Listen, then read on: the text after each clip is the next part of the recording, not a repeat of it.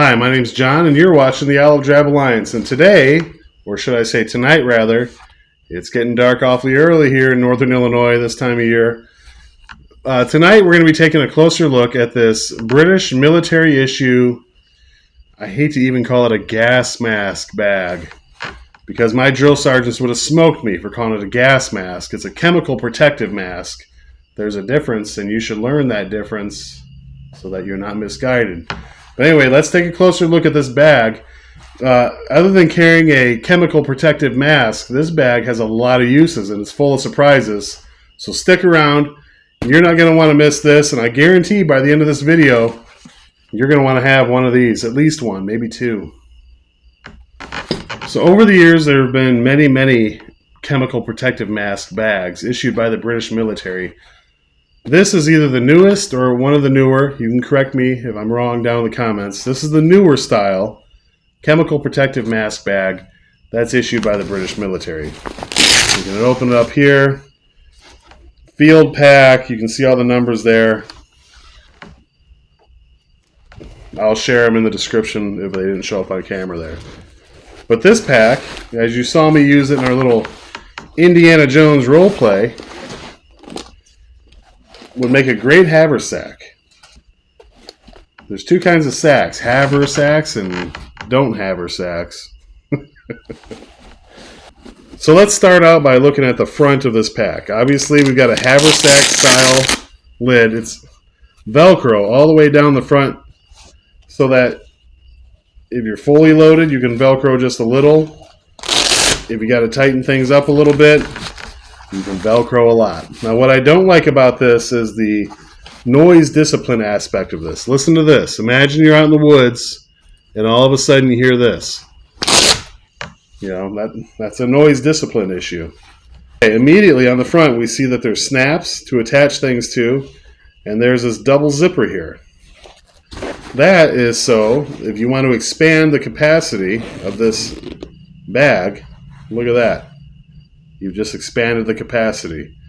If you don't want the rattle factor, if you don't want things rattling around, you want a tight fit, look at that. So it's your choice. You've got a little bit more capacity, or you can zip it up and have things fit a little bit tighter.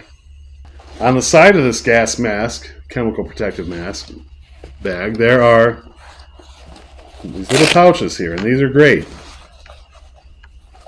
I'll demonstrate the capacities here shortly, but again, Velcro all the way down the front so that if you needed to fold this down to make things fit a little tighter, you could do that.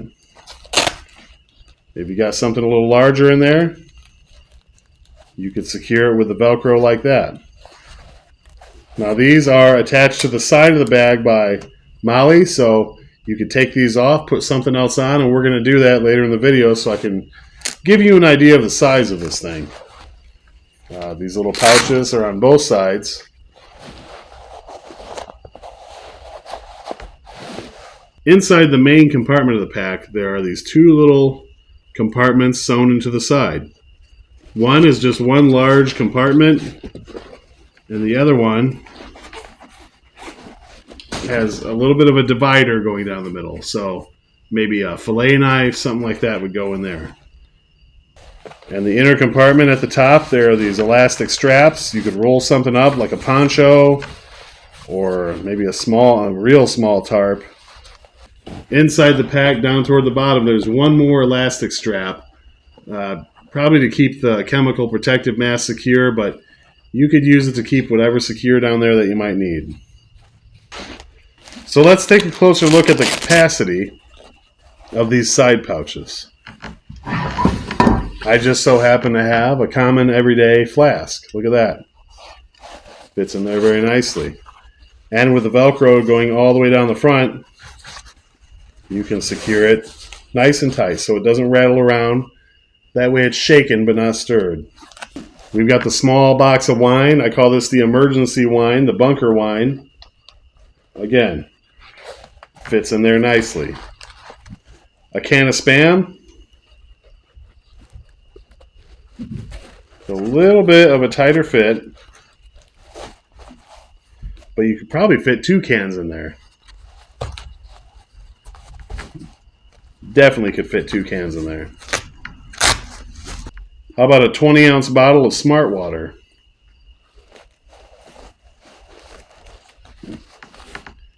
Oh, it's a little tall for that. Just a little bit too tall for that. How about a Life Straw? Will a Life Straw fit? Yes. This pouch is almost the exact same height as a Life Straw. So your Life Straw can be right there on the side, ready to use whenever you need to use it. So now, what if you don't like these side pouches? Well, you can remove them. Just like that.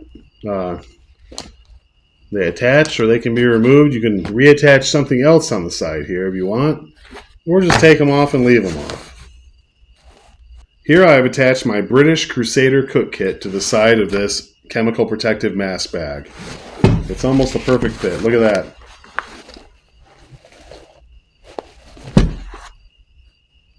So we've talked about the front of the bag. Let's look at the back. Now we've got these 2 plastic D-rings that it includes this strap if you want to use it as a haversack. We've got the MOLLE attachment points here for your pistol belt if you wanted to. And this, if it's anything like the GI issue chemical protective bags that I'm used to using from the 90s, this probably went around the wearer's leg to attach it to their leg. Now, if you wanted to use this as a butt pack, you could put this on the back of your pistol belt and then attach your LBE to here, to these 2 points, and this would make a nice butt pack. The first impression I got from this bag is that it's made of a very thick, durable material. I mean, you can just feel that this is a substantial bag. This is not something somebody just sewn together and pushed it out the factory door. This is a thick material. This seems very durable. I have no doubt that this could put up to the most extreme conditions and abuse. I got this particular bag off Sportsman's Guide. I want to say I paid $35 for it. And the reason I bought it was because my son's been doing a lot of fishing. They catch the fish, they cook the fish, they eat the fish. They're out there having a ball. I wish I would get an invite, but, hey, that's not cool to have Dad along. But I was thinking about putting together a nice little cook kit. A little stove could go in here, maybe a little skillet, a couple knives, and I don't know. I thought it'd be the perfect bag for that, but this would be the perfect bag for a lot of things. I really don't think my son needs my help putting him together a kit to cook the fish. Obviously, they've been doing it. They've been very successful. He texts me the pictures of the stuff they catch, and then they cook it up, and he sends me a picture of his meal. They're out there having a great time. So, well, while I'm not going to turn this into a cook kit for my son, that means I get to turn it into something for me. And basically, I think this is just going to be a haversack for me to complement my go bag, my backpack. What's going to go in it? I don't know. I'm going to have to load up my go bag, my get home bag, and then I'll see what I have left over that I need or want, and I'm sure I can get it to fit in here. I was thinking about go bags and haversacks today. What if you had a group of 3 or 4 people, and everybody had their own go bag, and in each go bag was everything they would need, the bare essentials. But each individual had a haversack with some specialized equipment in it. Maybe one person has like the first aid haversack. Maybe one person has the cook kit haversack. Maybe one person has the pew-pew haversack. Everybody should have a little bit of those things on them in case you get separated or what have you. But what if on top of your go bag, your get home bag, your bug out bag, you also had a haversack that was full of like specialized equipment for an individual in the group to carry? A medic, a cook, water purification, stuff like that. A designated haversack for a specialized role in a bug out group. So I think this bag would do really well for that. As far as a grub bag, I could see putting a couple bottles of butane or alcohol on the sides here. On the inside, you could put a really nice mess kit. Alcohol, fuel, cooking, cleaning, all sorts of gear could go on the inside here. And if nothing else, could be survivalism, could be hiking, camping, backpacking, but if nothing else, what a fashionable bag. What do they call that? A crossbody purse? Ladies out there, would you wear this as a purse? I don't know. If I wore it, I'm not calling it a purse. I'm going to call it a haversack, maybe a satchel. But not a man purse. It's definitely not a man purse. Let's explore the possibilities as far as the internal capacity of this goes. The main compartment, right? Let's unzip the double zippers, make it as big as we can. All right, I've got my GI issue canteen. That can fit in there. I've got my Crusader cook kit. Kind of redundant, but I'm just doing this to show you the capacity. Those two items fit in here pretty good. I can even zip it up and tighten everything up so that we don't have the rattle factor, That should give you some idea of the main compartment's capacity of this anyway. So to my friends across the pond over there in jolly old England and other parts of the UK, have you ever used this piece of kit? Has this been issued to you in the military? What did you think of it? Do you have any stories you want to share?